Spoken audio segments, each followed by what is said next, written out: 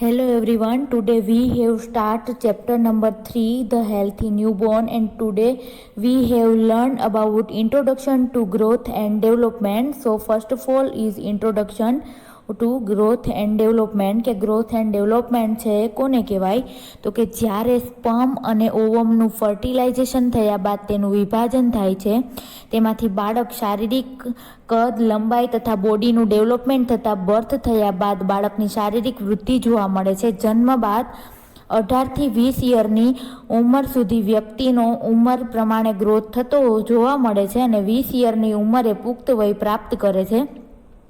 ત્યારબાદ તેની વૃદ્ધિની ગતિ ખૂબ જ ધીમી જોવા મળે છે. એટલે કે જ્યારે સ્પર્મ અને ઓવમ, સ્પર્મ છે એ કોના કોષો છે તો કે પુરુષના કોષો છે અને ઓવમ છે એટલે કે અંડાશયનું જે અંડકોષ છે એ કોના કોષો છે, ફિમેલના કોષો છે. એ બંને જ્યારે ભેગા મળે એનું ફર્ટિલાઇઝેશન થાય અને એનું વિભાજન થાય છે. તેમાંથી શું બને છે?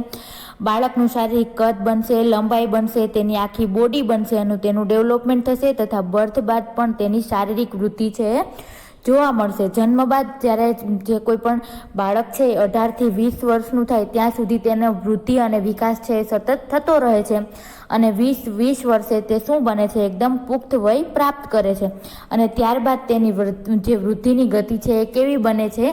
ધીમી બને છે. એટલે કે જે કાંઈ પણ વિકાસ થવાનો હોય તે કેટલા વર્ષ સુધી? 18થી 20 વર્ષ સુધીમાં થઈ જાય છે. ધેન ડેફિનેશન આપેલી છે શેની? તો કે ગ્રોથની. ગ્રોથ એટલે શારીરિક વૃદ્ધિ, એટલે કે બોડીની અથવા તો તેની કોઈ પણ ભાગની ફિઝિકલ સાઇઝમાં વધારો થાય છે અને તે ઇંચ, સેમી, પાઉન્ડ, કિલો ઓર ગ્રામમાં છે માપી શકાય છે. કે ગ્રોથ કોને કહેવાય? ગ્રોથનું ગુજરાતી શું થાય તો કે વૃદ્ધિ. કે આપણા શરીરની અંદર શારીરિક રીતના કોઈ પણ વૃદ્ધિ થાય, ફિઝિકલ સાઇઝમાં વધારો આવે, એ આપણે કઈ રીતના માપી શકાય તો કે ઇંચમાં માપી શકીએ, સેમીમાં માપી શકીએ, કિલોમાં માપી શકીએ, ગ્રામમાં માપી શકાય. એને શું કહેવાય? ગ્રોથ કહેવામાં આવે છે. હવે ડેવલપમેન્ટની ડેફિનેશન તો કે રિટર્સ ટુ ફિઝિકલ મેચ્યુરેશન, એટલે કે કાર્યમાં પક્વતા તેમજ સ્કિલ અને ફંક્શનની કેપેસિટીમાં વધારો થાય છે. જે બાળકના કાર્યમાં ક્વોલિટેટિવ તફાવત જોવા મળે છે. ગ્રોથ એન્ડ ડેવલપમેન્ટ નક્કી કરવું એ અઘરું છે. ઘણી વખત છે મેચ્યુરેશન જે ડેવલપમેન્ટના પર્યાય તરીકે ઉપયોગ થાય છે. હવે ડેવલપમેન્ટ કોને કહેવાય? ડેવલપમેન્ટ તો કે બાળકના શારીરિક વિકાસને તો ગ્રોથ કહેવાય, પણ હવે એનો માનસિક વિકાસ છે, માનસિક રીતે પરિપક્વતા પ્રાપ્ત કરે, એની અંદર શું કહેવાય? અમુક પ્રકારની સ્કિલ આવે. જેમ કે છોકરી હોય તો તેમ મોટી થાય એને રોટલી બનાવતા આવડશે, શાક બનાવતા, એવી રીતના બધી રસોઈ બનાવતા આવડશે, ઘરકામ કરશે, સ્કૂલે જશે. એવી રીતના એની ફંક્શન કેપેસિટી વધશે, એની વિચારવાની શક્તિ વધશે. એને શું કહેવાય? ડેવલપમેન્ટ કહેવાય. અને એ કાર્યમાં શું વધશે? એના ગુણવત્તામાં વધારો થશે. અને ગ્રોથ અને ડેવલપમેન્ટ છે નક્કી કરવું છે કેવું છે? અઘરું છે. ગ્રોથ છે એ તો આપણે માપી શકાય કે એની ઊંચાઈમાં વધારો થયો છે તો ખબર પડશે, વજન છે એ વધ્યો હશે તો ખબર પડશે કે એના શરીરની અંદર વધારો થયો. પણ ડેવલપમેન્ટ છે એ નક્કી કરી શકાતું નથી કે તેની વિચારવાની ક્ષમતા કેટલી વધી, તે મેન્ટલી કેટલું ડેવલપ થયું, તેના માઇન્ડની અંદર કે કેવા એ શું કહેવાય કે કેટલું એનું આઈક્યુ લેવલ છે એ ડેવલપ થયું, તે આપણે સરળતાથી માપી શકાતું નથી. આપણે ઘણી વખત શું કહી શકીએ તેને કે મેચ્યોરિટી. આપણે કહીએ કે હવે આપણે મેચ્યોર થઈ ગયા એટલે કે સમજતા થઈ ગયા. આપણે એને ઘણી વખત ડેવલપમેન્ટને મેચ્યોરિટી એવું નામ આપીએ છીએ. દરેક બાળકનો વૃદ્ધિ અને વિકાસ છે એ કેવો હોય છે? જુદો જુદો. ઘણી વખત છે ઘણાની વૃદ્ધિ છે એ ઝડપથી થતી હોય છે, ઘણી વખત છે વૃદ્ધિ છે એ ધીમેથી થશે. તેઓનું ફિઝિકલ, સોશિયલ, ઇમોશનલ અને સ્પિરિચ્યુઅલ ગ્રોથ એન્ડ ડેવલપમેન્ટ અલગ અલગ હોય છે. તેઓ એકબીજા સાથે સંકળાયેલા હોય છે. એટલે કે બધાનું ફિઝિકલ રીતના, સોશિયલ રીતના એનું ડેવલપમેન્ટ કેવું થશે? જુદી જુદી રીતના થશે. અને તેની અંદર શું જોવા મળશે? સ્પિરિચ્યુઅલ ગ્રોથ અને ડેવલપમેન્ટ છે એ પણ બધાની અંદર અલગ અલગ જોવા મળશે. હવે મેચ્યુરેશન કોને કહેવાય? એટલે કે બાળકને કામ કરવાની એબિલિટી અને કમ્પેટન્સી, કાબેલિયતમાં વધારો થવો જે હાઈ લેવલે થાય છે, જે બાળકને હેરિડિટી ઉપર આધાર રાખે છે. મેચ્યુરેશન કોને કહેવાય? કે તેની એબિલિટીમાં વધારો થશે, તેની કાબેલિયતમાં વધારો થશે. એને શું કહેવાય? મેચ્યોર. એની સમજણમાં વધારો થશે, એને મેચ્યુરેશન કહેવાય. અને એ કોના ઉપર આધાર રાખે છે? તો કે એની હેરિડિટી, એના વારસા ઉપર પણ આધાર રાખે છે. હવે importance of study of growth and development, કે ગ્રોથ અને ડેવલપમેન્ટની સ્ટડી કરવી શું કામ જરૂરી છે તે. તો ફર્સ્ટ ઓફ ઓલ છે પેરેન્ટ્સ અને બીજા એડલ્ટ જે ચાઇલ્ડને કેર પ્રોવાઈડ કરે છે તેમનું બિહેવિયર સમજી શકાય તે માટે ચિલ્ડ્રનને હેન્ડલ કરતી વખતે ફક્ત ગ્રોથ અને ડેવલપમેન્ટનું જ્ઞાન જરૂર નથી, પરંતુ આવા પ્રકારનું ડેવલપમેન્ટ કેવી રીતે અસર થશે તે સમજવા માટે.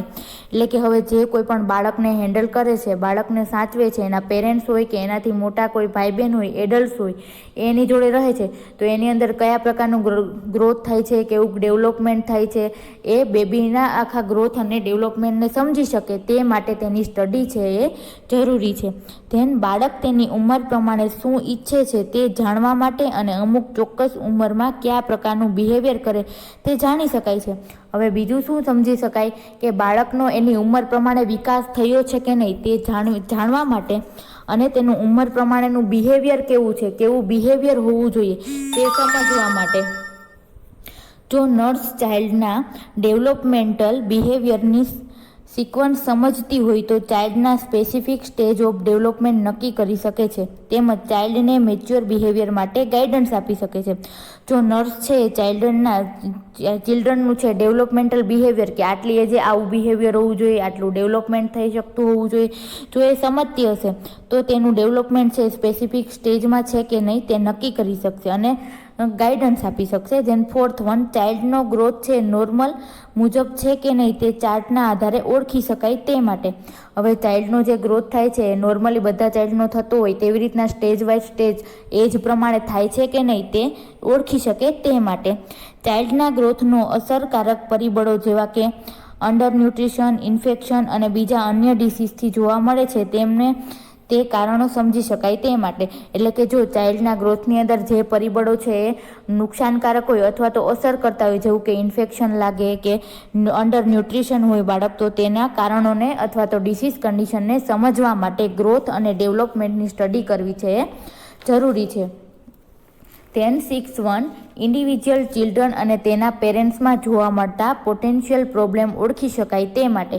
એટલે કે ઇન્ડિવિજ્યુઅલ ચિલ્ડ્રનની અંદર અથવા તો વારસાગત રીતના હોય તો તેના પેરેન્ટ્સની અંદર જે કંઈ પણ પોટેન્શિયલ પ્રોબ્લેમ જોવા મળે છે તેને ઓળખવા માટે. ચાઇલ્ડના ઓપ્શનલ ગ્રોથ અને ડેવલપમેન્ટ મેળવવા, બાળકની નવી નીડ્સ અને કેપેસિટી મેળવી શકે તે માટે પેરેન્ટ્સને એન્વાયરમેન્ટલ મોડિફિકેશન માટે મદદ કરવી. એટલે કે હવે જે રીતના બાળકને ગ્રોથ અને ડેવલપમેન્ટ માટે એન્વાયરમેન્ટની જરૂર પડે છે અથવા તો એ એન્વાયરમેન્ટની અંદર મોડિફિકેશન એટલે કે કાંઈ પણ જો બદલાવ લાવવાની જરૂર હોય જેથી કરીને બાળકનો ગ્રોથ અને ડેવલપમેન્ટ સારું થઈ શકે, એ મોડિફિકેશન ચેન્જ માટે આપણે એના પેરેન્ટ્સને સમજાવી શકીએ તે માટે ગ્રોથ અને ડેવલપમેન્ટનું સ્ટડી કરવી છે એ અગત્યની છે. ત્યારબાદ બાળકના સારા ઉછેર માટે પેરેન્ટ્સને મદદ કરી શકાય જેથી બાળક પોતે છે સિક્યોર છે તેવું ફીલ કરશે અને એડલ્ટ રોલ કરવા માટે પોતે છે સલામત છે તેવું અનુભવશે.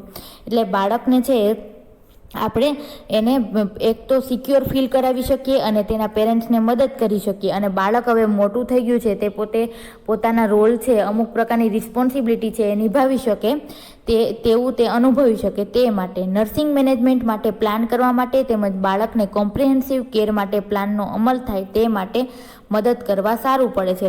હવે કોઈ પણ બાળક છે એનું ગ્રોથ અને ડેવલપમેન્ટની અંદર જો કાંઈ પણ પ્રોબ્લેમ હોય તો આપણે તેને સ્ટડી કરેલું હોય તો આપણને તરત છે એ ખબર પડી જાય. તેથી કરીને આપણે કોઈ પણ પ્લાન બનાવી શકીએ તેમજ નર્સિંગ મેનેજમેન્ટ કરી શકીએ અને તે કોમ્પ્રિહેન્સિવ એટલે બધી જ પ્રકારની તેને કેર આપી શકીએ અને આખા પ્લાનને છે આપણે અમલમાં મૂકી અને મદદ કરી શકીએ.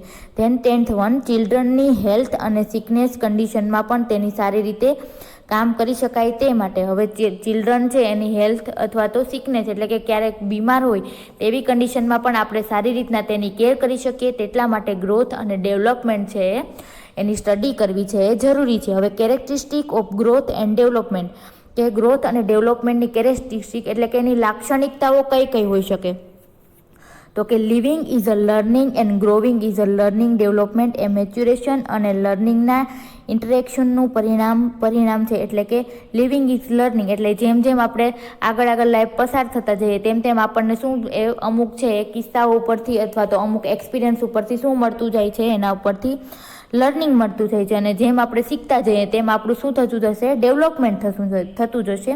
દરેક જાતિમાં એનિમલ કે હ્યુમનમાં પોતાની આગવી ડેવલપમેન્ટલ પદ્ધતિ હોય છે. એટલે કે એનિમલ અને પ્રાણીની ડેવલપમેન્ટલ પદ્ધતિ કેવી હોય છે, અલગ અલગ હોય છે. પ્રીનેટલમાં જેનેટિક સિક્વન્સ પ્રમાણે ડેવલપમેન્ટ થાય છે, તેવી જ રીતે પોસ્ટનેટલ ચાઇલ્ડમાં પણ ડેવલપમેન્ટ થાય છે. હવે પ્રીનેટલ એટલે કે બાળક જ્યારે શું કહેવાય કે માતાના ગર્ભમાં હોય ત્યારે કઈ રીતના, તો કે માતાના જે કાંઈ પણ ક્રોમોઝોમ હોય, રંગસૂત્રો હોય, એ પ્રમાણે જીનેટિક રીતના એનું ડેવલપમેન્ટ થતું જ હોય છે. અને પોસ્ટનેટલ એટલે કે બાળકનો બર્થ થઈ ગયા પછી પણ તેનું ડેવલપમેન્ટ છે કેવું રહે છે, ચાલુ રહે છે. હવે ફર્સ્ટ વન, પહેલી લાક્ષણિક કઈ છે તો કે development is a similar for all, કે ડેવલપમેન્ટ છે શું છે, બધા માટે સમાન છે. પછી આપણે એની અંદર ડીપમાં જોશું કે development is similar for all, તો કઈ રીતના, તો કે દરેક ચાઇલ્ડ છે એ સિમિલર પેટર્ન પ્રમાણે ડેવલપમેન્ટ કરે છે અને સ્ટેજમાં પ્રવેશે છે. દાખલા તરીકે બેબી છે એ પહેલાં ઊભા રહેતા શીખે, ત્યારબાદ ચાલતા શીખે. બેબી પહેલાં ગોળ સર્કલ કરતા શીખે, ત્યારબાદ ચોરસ કરતા શીખે. એટલે કે ડેવલપમેન્ટની પેટર્ન છે શું છે, બધા માટે સેમ જ છે. એવું નથી કે અમુક બાળક છે એ પહેલાં ચાલતા શીખી જાય પછી બેસતા શીખે, અમુક બાળક છે એ પહેલાં દોડતા શીખી જાય ને પછી ચાલતા શીખે, એવું નથી. પરંતુ બધા માટે ડેવલપમેન્ટ છે કેવું છે, એકદમ સેમ છે. કે પહેલાં બાળક છે બેસતા શીખશે, પછી તે ઘૂંટણિયાભર ચાલતા શીખશે, પછી તે ઊભું થવાની ટ્રાય કરશે, પછી તે ચાલતા શીખશે અને પછી તે દોડતા શીખશે. એવી રીતના છે ડેવલપમેન્ટ છે બધા માટે કેવું છે, સેમ છે. એટલે કે development as similar for all, અથવા તો બધા માટે ડેવલપમેન્ટ છે કેવું છે, સમાન હોય છે. ધેન વેરી બ્રાઇટ ચાઇલ્ડ કે વેરી ડલ ચાઇલ્ડ હોય તો પણ તે ડેવલપમેન્ટ સિક્વન્સ અનુસરે છે. બ્રાઇટ ચાઇલ્ડ છે એ ઝડપથી ડેવલપ થાય છે અને ડલ ચાઇલ્ડ છે એ ધીમે ડેવલપ થાય છે. એટલે કોઈ બાળક છે એ સારી રીતના શું કહેવાય કે વેલ નરિસ્ડ હોય તો તે ઝડપથી એનું ડેવલપમેન્ટ થશે, અને થોડુંક ડલ ચાઇલ્ડ હશે તો એનું ડેવલપમેન્ટ થોડું ધીમેથી થશે, પણ તે કઈ રીતના થશે, સમાન રીતના જ થશે. ધેન સેકન્ડ લાક્ષણિકતા કે development proceed from general to specific, એટલે કે ડેવલપમેન્ટ કઈ રીતના ચાલુ થશે તો કે જનરલથી સ્પેસિફિક સ્કિલ તરફ છે ડેવલપમેન્ટ ચાલુ થશે. એની અંદર શું કીધું તો કે ચાઇલ્ડની જનરલ એક્ટિવિટી પ્રથમ ડેવલપ થાય છે, ત્યારબાદ સ્પેસિફિક એક્ટિવિટી છે એ ડેવલપ થશે. દાખલા તરીકે મેન્ટલ ઓર મોટર્સ રિસ્પોન્સ, એટલે કે ચાઇલ્ડની અંદર આપણે દાખલા તરીકે જોઈએ કે બેબી છે એ પહેલાં કોઈ પણ સ્પેસિફિક ભાગ હલાવતા નહીં શીખે. આપણે છે કદાચ શું કહે કે આઈબ્રોઝ છે આપણે ઉપર નીચે કરીએ છીએ, તો બાળક છે એ કંઈ ડાયરેક્ટ આઈબ્રો ઉપર નીચે નહીં કરે. પહેલાં શું થશે, એનામાં જનરલ સ્કિલ આવશે કે એ આખું બોડી પોતે છે હલાવતા શીખશે. પછી છે એ અંગૂઠો કે આંગળી વડે કંઈ પણ પકડતા શીખશે, એને શું કહેવાય, મોટર સ્કિલ કહેવાય. એટલે પહેલાં છે એ જનરલ આખી સ્કિલ છે ડેવલપ થશે અને પછી છે સ્પેસિફિક સ્કિલ ડેવલપ થશે. એન્ટીનેટલ દરમિયાન ફિટસ પોતાનું બોડી છે એ મૂવ કરે છે, પરંતુ સ્પેસિફિક એક્ટિવિટી માટે કેપેબલ હોતું નથી. જનરલ બેબીમાં જ્યારે 5 મસલ્સ કંટ્રોલ હોય છે ત્યારે બેબી મુવમેન્ટ જોવા મળે છે. ફિઝિકલ એબિલિટીમાં નોર્મલ સિક્વન્સ પ્રમાણે ડેવલપમેન્ટ થાય છે, તે જ રીતે મેન્ટલ અને ઇમોશનલ અને સોશિયલ પણ પોતાનામાં જ જોવા મળે છે. એટલે કે બેબીનું છે એ પહેલાં બોડી એ શું કહે મૂવમેન્ટ કરાવવાનું ચાલુ કરશે, પછી તેનામાં મોટર ડેવલપમેન્ટ થશે, એટલે એ પોતાના બોડીના અલગ અલગ ભાગ છે હલાવવાનું સ્ટાર્ટ કરશે. એવી જ રીતના એનું ડેવલપમેન્ટ પણ કેવી રીતના થશે, સ્ટેજ વાઇઝ સ્ટેજ જ તેનું ડેવલપમેન્ટ થશે. અને એવી જ રીતના ઇમોશનલ અને મેન્ટલ ડેવલપમેન્ટ અથવા તો સોશિયલ ડેવલપમેન્ટ પણ તે જ રીતના જોવા મળશે. Than third one, development is a continuous, એટલે કે ડેવલપમેન્ટ છે કેવું છે, કન્ટિન્યુઅસ પ્રોસેસ છે કે એક સિક્વન્સમાં ચાલતી પ્રોસેસ છે.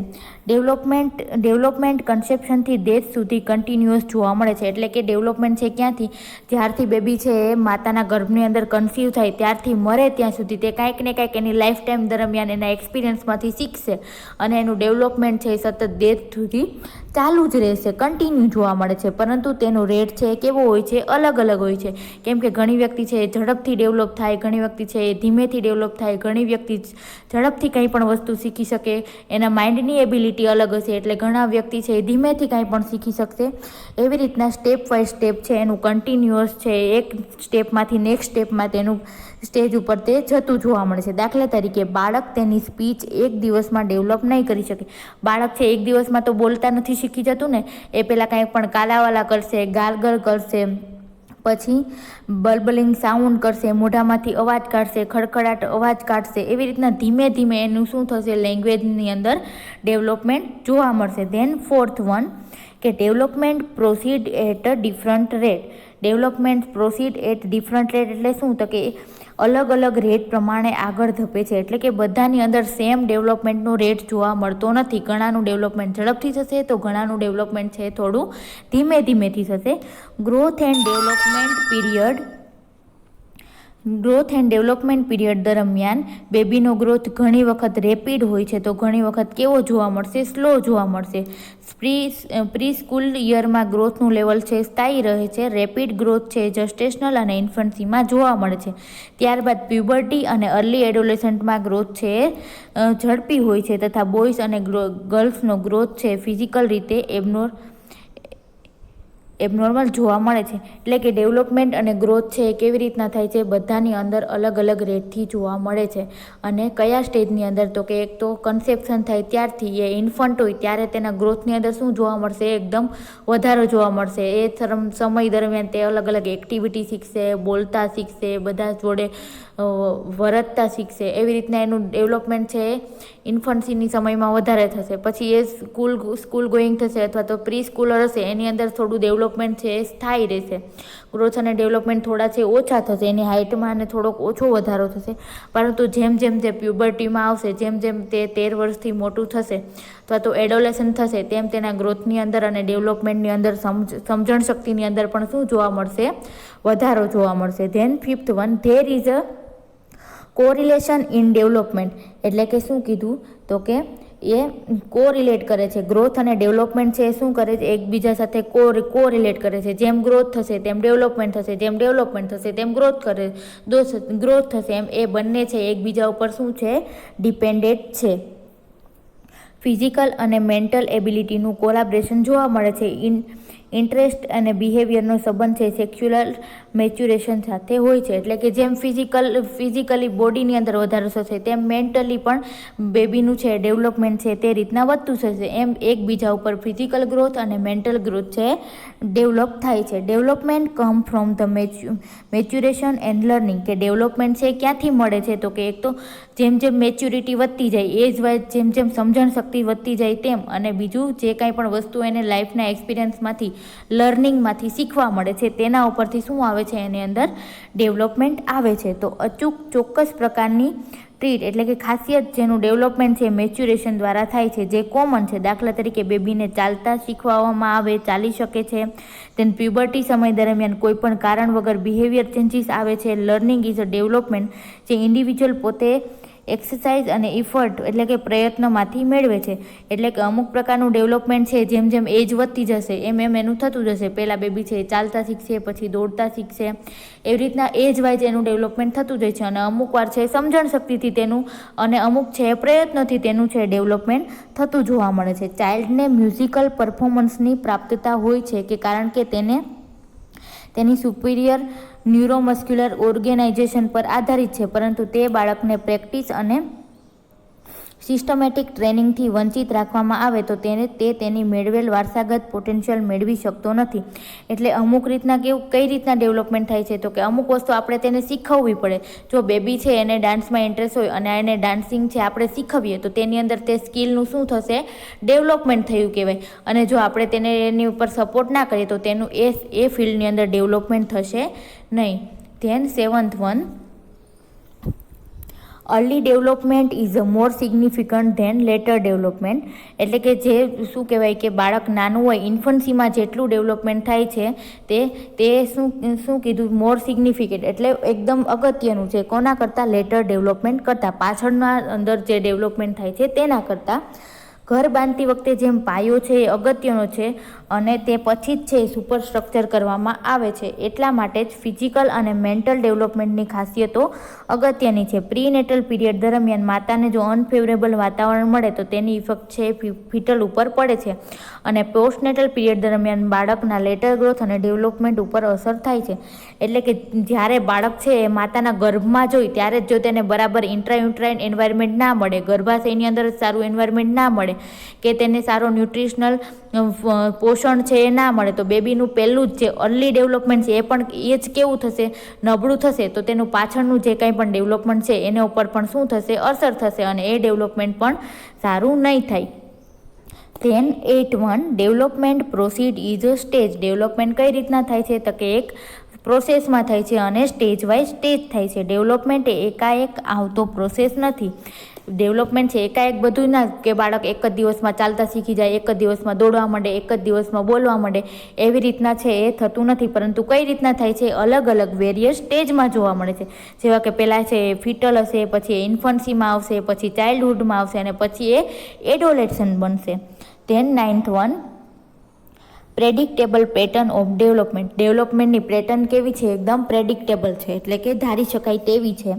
એની અંદર બે પેટર્ન જોવા મળે છે, એક તો કેફેલોકોડલ અને બીજી છે પ્રોક્સિમોડિસ્ટલ. કેફેલોકોડલ એટલે તો કે કેફેલોકોડલ લો મુજબ ડેવલપમેન્ટ આખી બોડી ઉપર કઈ રીતના થાય છે, તો કે પહેલાં હેડથી થાય છે, હેડથી ટોર સુધી. એટલે ડેવલપમેન્ટ કઈ રીતના થશે, ઉપરથી નીચેની તરફ છે ડેવલપમેન્ટ થશે. એટલે કે બોડીના સ્ટ્રક્ચર અને ફંક્શનનું ઇમ્પ્રુવમેન્ટ પ્રથમ ક્યાં જોવા મળશે, હેડમાં જોવા મળશે અને પછી જ છે નીચેના ભાગમાં છે ડેવલપમેન્ટ અથવા તો છે ગ્રોથ છે જોવા મળશે. દેન પ્રોક્સિમોડિસ્ટલ લો મુજબ ડેવલપમેન્ટ છે નિયર ટુ ફાર, પહેલાં નજીકના જે કંઈ પણ અંગ હશે તેમાં થશે અને પછી જે ફાર એટલે કે દૂરના અંગમાં જોવા મળશે. એટલે કે સેન્ટ્રલ એક્સિસથી એક્સ્ટ્રીમિટીઝ તરફ, એટલે કે સેન્ટ્રલ વચ્ચેના ભાગથી કઈ બાજુ જોવા મળશે, તો કે હાથ સાઈડ છે એ જોવા મળશે. અને તીથમાં પણ કઈ રીતના ડેવલપમેન્ટ થાય છે તો કે પહેલાં છે એ કઈ રીત નીચેના તીથ આવશે અને પછી જ છે કઈ રીતના ઉપરના તીથ છે આવે છે. હવે નેક્સ્ટ વિડીયોની અંદર આપણે ફેક્ટર ઇન્ફ્લુએન્સિંગ ગ્રોથ એન્ડ ડેવલપમેન્ટ, કે કયા કયા એવા પરિબળો છે જે વૃદ્ધિ અને વિકાસની અંદર છે અસર કરતા છે તેના વિશે જોશું.